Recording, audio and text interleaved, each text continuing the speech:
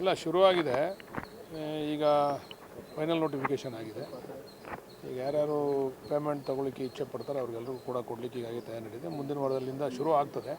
ಇದು ಸಂಪೂರ್ಣವಾಗಿ ಈಗ ಕೆಲವರು ಅಪಪ್ರಚಾರ ಮಾಡ್ತಿದ್ರು, ದುಡ್ಡಿಲ್ಲ ಸರ್ಕಾರದ ಬಳಿ, ಇವ್ರು ದುಡ್ಡು ಕೊಡಲ್ಲ, ಸುಳ್ಳು ಹೇಳ್ತಾರೆ ಅಂತಕ್ಕಂಥ ಅಪಪ್ರಚಾರ. ಈಗ ದುಡ್ಡು ಕೂಡ ರೆಡಿ ಇದೆ.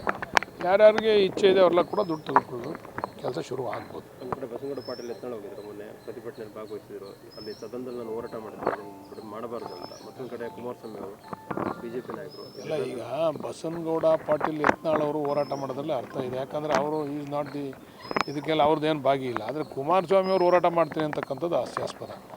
ಕಾರಣ ಯಾಕಂದರೆ ಕುಮಾರಸ್ವಾಮಿ ಅವರೇ ಇದನ್ನು ಮಾಡಿದಂಥವ್ರು. ಅವತ್ತು ಕುಮಾರಸ್ವಾಮಿ ಅವರು ಇದಕ್ಕೆ ಅಡಿಗಲ್ಲು ಹಾಕಲಿಲ್ಲ ಅಂದಿದ್ರೆ ಬಹುಶಃ ಇದು ಪ್ರಾರಂಭನೇ ಆಗ್ತಿರಲಿಲ್ಲ. ಇದನ್ನು ಮಾಡಬೇಕು, ಇಲ್ಲೊಂದು ಟೌನ್ಶಿಪ್ ಆಗಬೇಕು ಅಂತಕ್ಕಂಥದ್ದು ಆಸೆ ಇಟ್ಕೊಂಡಿದ್ದಂಥವ್ರೆ ಕುಮಾರಸ್ವಾಮಿ ಅವರು. ಅದಕ್ಕೆ ಅವ್ರು ಹೋರಾಟ ಮಾಡೋದ್ರಲ್ಲಿ ಅರ್ಥ ಇಲ್ಲ. ಇನ್ನು ಬಸನಗೌಡ ಪಾಟೀಲ್ ಯತ್ನಾಳ್ ಅವರು ಹೋರಾಟ ಮಾಡೋದ್ರಲ್ಲಿ ಅರ್ಥ ಇದೆ. ಅದಕ್ಕೆ ನಾವು ಸೂಕ್ತವಾದಂಥ ಅಸೆಂಬ್ಲಿನಲ್ಲಿ ಉತ್ತರ ಕೊಡ್ತೀವಿ. ನಾವು ದೇವೇಗೌಡರು ಹೇಳ್ತಾ ಇದ್ದಾರೆ ಸಿದ್ದರಾಮಯ್ಯದಲ್ಲಿ ಒತ್ತಡಕ್ಕೆ ತಿಳ್ಕೊಂಡಿದ್ದಾರೆ, ಮಾತಾಡ್ತಾ ಇಲ್ಲ ಅಂತ. ಅಂದರೆ ಮುಖ್ಯಮಂತ್ರಿ ಆದಂಥ ಸಂದರ್ಭದಲ್ಲಿ ಮುಖ್ಯಮಂತ್ರಿ ಪತ್ರ ಬರೀತೀನಿ ಮಾತಾಡ್ತಾರೆ ದೇವೇಗೌಡರು ಕೂಡ ಹೇಳ್ತಾರೆ. ಅಲ್ಲ, ದೇವೇಗೌಡರು ಮಗ ಅವ್ರಿಗೇನೆ ಅವಾಗ ಅವರು 18ರಲ್ಲಿ ಅಧಿಕಾರಕ್ಕೆ ಬಂದಾಗ ಪತ್ರ ಬರೆದು ಬಿಡಿಸಿದ್ರೆ ದೇವೇಗೌಡರು ಅವ್ರು ರೈತರ ಪರ ನಿಜವಾಗ್ಲೂ ಕಾಳಜಿ ಇದ್ದಿದ್ರೆ ಅವತ್ತೇ ಅವ್ರು ಬಿಡಿಸ್ಬೋದಾಗಿತ್ತಲ್ವ. 18ರಲ್ಲಿ ಅವ್ರ ಮಗನೇ ಮುಖ್ಯಮಂತ್ರಿ ಅಲ್ವಾ. ಯಾಕಯ್ಯ ಹಿಂಗೆ ಮಾಡ್ತಾ ಇದೆಯಾ ನೀನು ಬುಡಯ್ಯ ಅಂತೇಳಿ ಅವತ್ತೇ ಪತ್ರ ಬರೆದಿದ್ರೆ ಮುಗಿದೋಗ್ತಿತ್ತಲ್ಲ. ಅವ್ರ ಮಗನ ಕಡೆ ಡ್ರಾಪ್ ಮಾಡಿಸ್ಬೋದಾಗಿತ್ತು. ರಾಜಕೀಯ ಬದಲಾವಣೆ ಆದಂಗೆಲ್ಲ ಮಾತುಗಳು ಬದಲಾವಣೆ ಆಗಬಾರ್ದು. ಮಾತು ಸ್ಥಿರವಾಗಿರಬೇಕು. ಯಾವತ್ತು ನಾವು ಏನು ಮಾತಾಡ್ತೀವಿ ಅದಕ್ಕೆ ಸ್ಟಿಕನ್ ಆಗಿರಬೇಕು. ಇವಾಗ ನಮ್ಗೆ ಯಾರೋ ನಮ್ಮ ಶತ್ರು ಇದ್ದಾರೆ, ನಮ್ಮ ವಿರೋಧಿ ಇದ್ದಾರೆ, ನಾವೀಗ ವಿರೋಧ ಮಾಡೋಣ, ನಮ್ಮ ಪರ ಇದ್ದಾರೆ ನಾವು ಸುಮ್ಮನಿರೋಣ ಅಂತಕ್ಕಂಥದ್ದನ್ನು ಆಗಬಾರ್ದು. ದೇವೇಗೌಡರಲ್ಲಿ ಮನವಿ ಮಾಡ್ತೀವಿ. ಅವ್ರು ಮುಖ್ಯಮಂತ್ರಿ ಆಗಿದ್ರಲ್ಲ ಕುಮಾರಸ್ವಾಮಿ ಅವರು 18ರಲ್ಲಿ, ಅವ್ರು ಹೇಳಿ ಬಿಡಿಸ್ಬೋದಾಗಿತ್ತಲ್ಲ. ಅವತ್ತು ಬಿಡಿಸ್ಲಿಲ್ಲಲ್ಲ. ಇವತ್ತು ಮಾಡಲಿ. ಅವರು ಏನು ಯಾವ ರೀತಿ ಏನು ಬರೀಬೇಕು ಪತ್ರ ಬರಲಿ, ಅದಕ್ಕೆ ನಮ್ಮ ವಿರೋಧ ಇಲ್ಲ. ಆದರೆ ದ್ವಂದ್ವ ನಿಲುವುಗಳು ಇರಬಾರ್ದು ಯಾವಾಗಲೂ ಕೂಡ. ಈಗಲೂ ಕೂಡ ಪ್ರತಿಭಟನೆ ಮಾಡ್ತಿದ್ದಾರೆ ರೈತರು, ಎಲ್ಲರೂ ಕೂಡ ಒಪ್ಕೋತಾರೆ ಸರ್ ಫೈನಲ್ ಆಗಿ. ಎಲ್ಲ ವಿಚಾರಗಳಲ್ಲೂ ಕೂಡ ಪರ ವಿರೋಧ ಇದ್ದೇ ಇರ್ತದೆ. ಅದರಿಂದ ಕೆಲವರು ತುಂಬ ಜನ ಪರನೂ ಇದ್ದಾರೆ, ಕೆಲವರು ವಿರೋಧನೂ ಇದ್ದಾರೆ. ಅವ್ರನ್ನ ಮನವೊಲಿಸ್ತಕ್ಕಂಥ ಕೆಲಸ ನಾವು ಮಾಡ್ತೀವಿ.